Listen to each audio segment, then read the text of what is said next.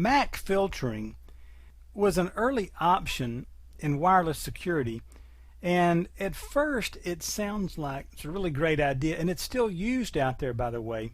And I want to talk about it in this video because you're going to have questions about it on the exam.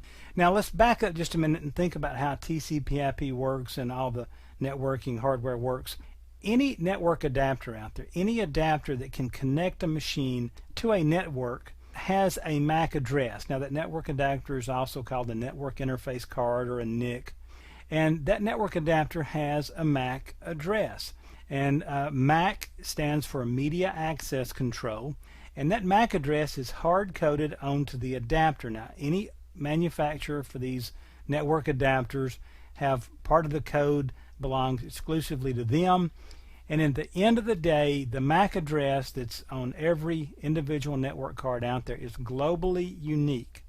And so in reality, without turning this into a TCP/IP course, the TCP/IP addresses are actually resolved back down to the MAC address.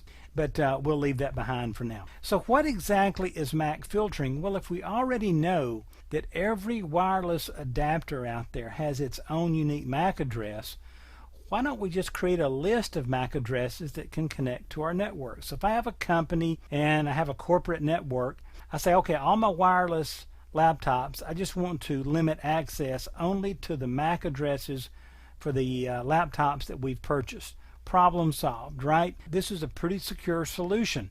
Wrong. You would be wrong in assuming such a thing, okay? How is this possibly not secure? Well, MAC addresses can be seen by hackers when they're transmitted on the network. Again, the MAC address is a fundamental part of how TCP/IP is working, and it's cast around on the network in plain view. And so all you have to do is get in a position to intercept some of that traffic, and you can see some of the MAC addresses that are flying around. Now, these hacker tools, to show you how hard they are to get, you can just go Google them and download them for free on the internet.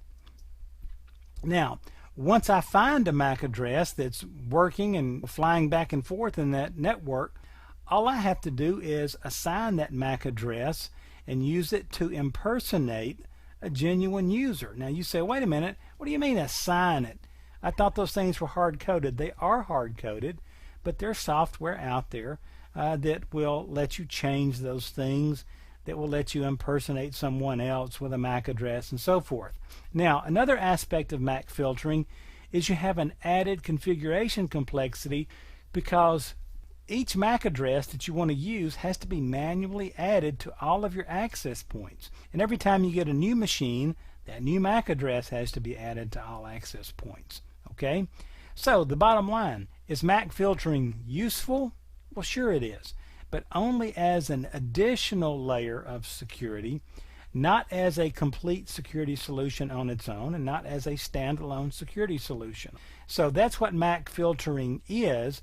It's just putting a list of MAC addresses into our access points that we will allow to connect to this access point. But again, these things can be what's called spoofed or imitated very, very easily by any 13-year-old out there, and boom, they've gotten into your network with a MAC address that they found out there watching your traffic. So that's the lowdown on MAC filtering.